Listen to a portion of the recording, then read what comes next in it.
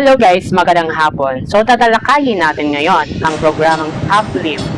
Ano ba itong Uplift dito? Ito ay programa ng gobyerno kung saan makakatanggap ng benepisyaryo ang mga benepisyaryo ng ayuda na 2,000 pesos. Kailan ba ito naaprubahan ng ganitong mga benepisyaryo o ganitong programa ng gobyerno? Naaprubahan po itong programa ng gobyerno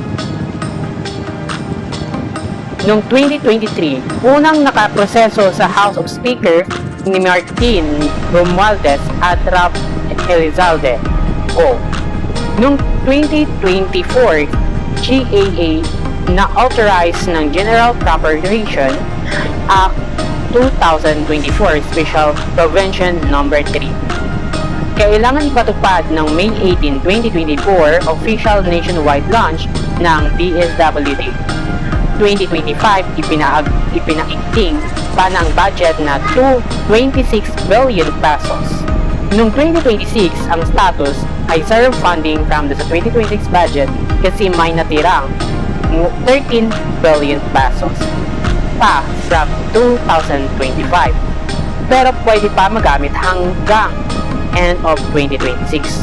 Yung 3.9M na client or kliyente ng AKAP lilipat na sa AICS. So yun guys ang dapat nating malaman.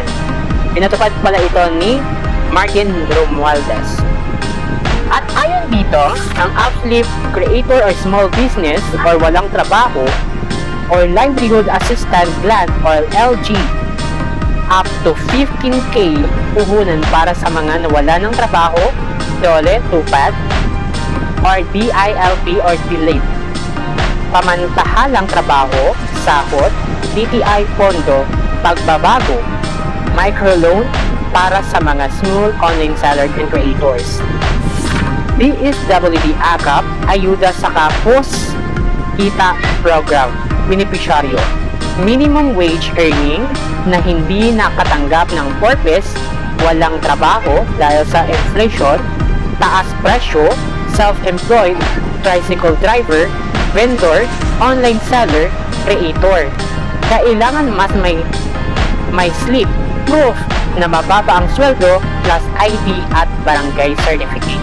Uulitin ko, ang mga benepisyaryo na makakatanggap lang Uplift ay mga taong walang purpose, hindi minimum wage ang sahod, tricycle driver, walang trabaho dahil apektado sa inflation, mga self-employed tricycle driver, at taas presyo, at saka mga vendors, online seller, at small content creator.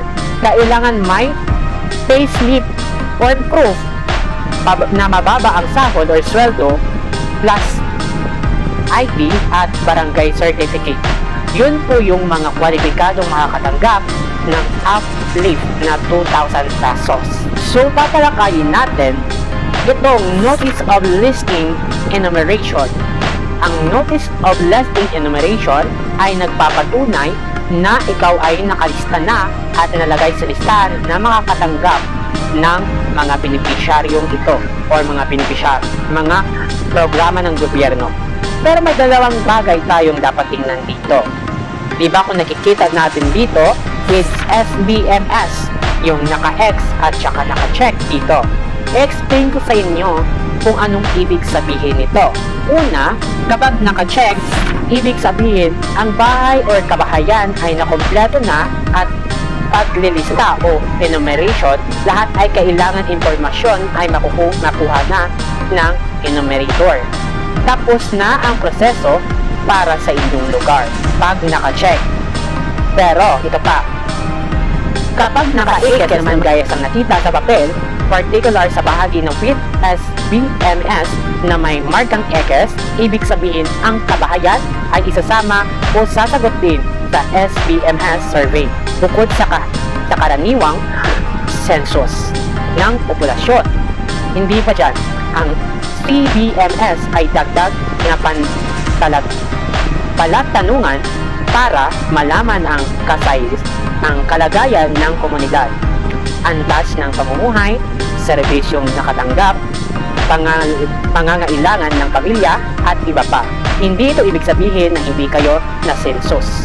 Ibig sabihin lang na mas detalyadong impormasyon ang kinukuha sa inyo kumpara sa ibang bahay na nakaraniwang na sensus na or nagawa na. So guys, sana naintindihan nyo ang ibig kong sabihin. I'm trying to explain kung anong ibig sabihin ng in-notice listing enumeration. Kung anong ibig sabihin ng check at EGS. Uulitin ko, ang mga benepisyaryong makakatanggap ng uplift na programa ng gobyerno, ang mga taong walang purpose, walang trabaho dahil sa inflation, walang taas presyo, self-employed, tricycle driver, vendor, online seller, creator, kailangan may payslip or proof na maliit ang sahod at ID at barangay certificate. Yun lang guys, sana nakatulong ang video na ito.